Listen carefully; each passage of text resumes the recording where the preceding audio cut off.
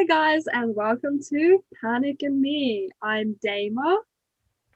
And I'm Olivia, and today we're going to be talking about what's called tolerance techniques. So distress tolerance is about coping with those like overwhelming episodes of emotion. It might be like overwhelming anger where you're going to lash out and potentially lash out, where you're really upset or just devastated or heartbroken. Those types of situations that it's really hard to stop yourself maybe doing something that is damaging. Like you might send like loads of angry text messages, or you might like shout at somebody, or like in the extreme you might end up kind of like harming yourself or others. And it's developing those skills to like prevent that from happening and helping you cope. Because obviously it's really hard when we get those like moments of like massive anger or extreme sadness to kind of act in ways that are good for us. Yeah. So that there's loads of things that we're going to go through. Deima doesn't know yet, so we're just going to have a chat about each technique and kind of go through it like that. So the first one that Deima is like really good at is distraction. So when you're feeling really, really overwhelmed, you can distract yourself from these feelings. And I know that sounds really easy. Obviously, all of these are going to sound easier than they actually are. But what could you do, for example, to distract yourself, Deima? Meditation. Meditate. That's one way to distract yourself. But also, sometimes when you're feeling overwhelmed, like meditation can mean that you're like focusing on the feelings rather than It's actually distracting yourself. Like meditation that like takes your mind off things. That's good because there's so many different types of meditation. I, for example, don't like focusing on my breathing because like I feel like if I do stop breathing, like if I don't like breathe out, like I'm gonna stop breathing. I hate that feeling. So meditation that is like being in the moment, enjoying like life, like right now, like how like just being in the present, which is like something I've been really like enjoying where I am in life. Is a good distraction. I think some good distractions for me is playing with the Lunar and Star, my pets, giving somebody a phone call, going for a walk is a really good one for me. I like watching Game of Thrones at the moment, listening to audiobooks. So yeah, what else do you do to distract yourself? I think of like new projects. So recently I've been putting on like a little art show in a little restaurant. So like that was a big distraction. I love making it, like planning it and going in and actually working on it and everything. So that's a great distraction, like my own project that I can feel great and thrive off. If you're like a creative, go and like make your own art show, go and make your own exhibition, like make things happen, do art, go and do photography, go on walks, like you've got the creative eye, like look out for things and just enjoy life. And like another creative thing you can do is like journal, write for like I write a bit of poetry and stuff like that, stories and creative like just anything that takes your mind off it basically that you enjoy doing. And that is like kind of the first way to try to cope with really overwhelming feelings. You can come back to them when it feels more bearable, when it's not overwhelming you. But at the moment, like in that moment where you're really overwhelmed, it's just focusing on distracting yourself can be really good. Something that I would like to do is like journal it and then like burn those feelings or like away. That's so another good thing. Go back and look at them. There's a book, I think it's called Burn After Reading. I don't have the book, but it's like you write everything, like all the questions that it asks you, and then like you just burn it after. It's like you're burning all those feelings away. And it's nice to like imagine that like going. So kind of like something that you've already spoken about. So the next technique is called improving the moment. Mm-hmm. So meditation would probably come under that more than it came under distraction, because you're more like trying to make the current situation more tolerable, Yeah. rather than just completely forgetting about it. So one way would be, yeah, obviously meditation. Another way might be, have you ever tried like visualization? It's called. What when you like? Oh yeah, I think I did that yesterday when I meditated. And it was like, so I had my eyes closed and I imagined little things in my room and all the objects around it. Yeah, is that That's it? quite good. I like that. And another way to use visualization is like, okay, give me something you've been anxious about recently. Um, my Just London a little thing. exhibition. Your London exhibition. So if your brain was going like, oh my God, it's going to be terrible, it's going to look terrible, everyone's going to hate it, or whatever you're thinking.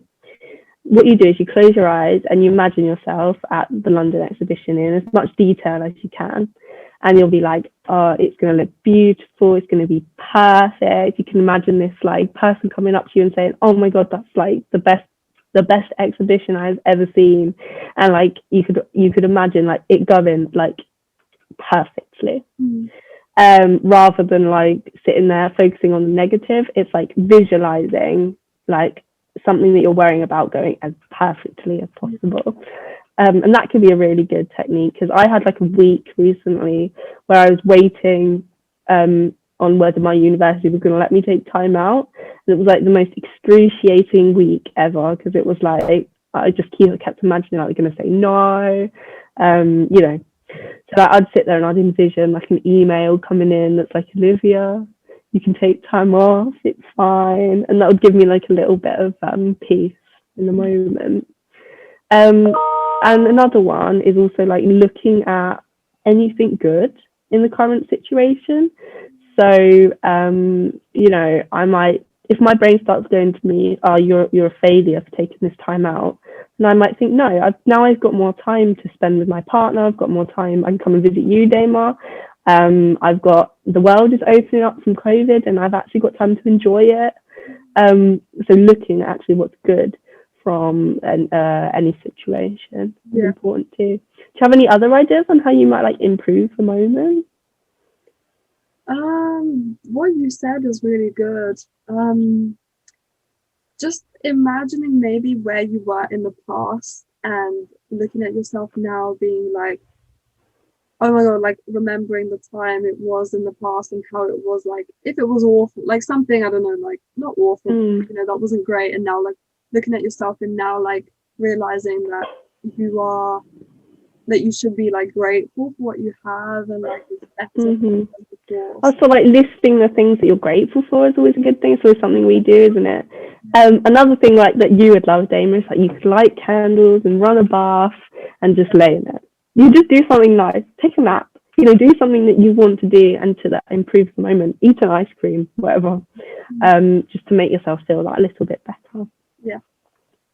So another technique that I actually haven't used yet is called pros and cons.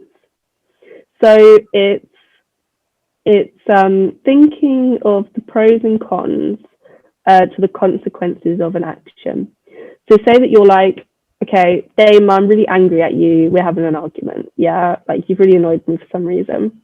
So I want to send you this like really horrible text message. That's like, blah, blah, blah.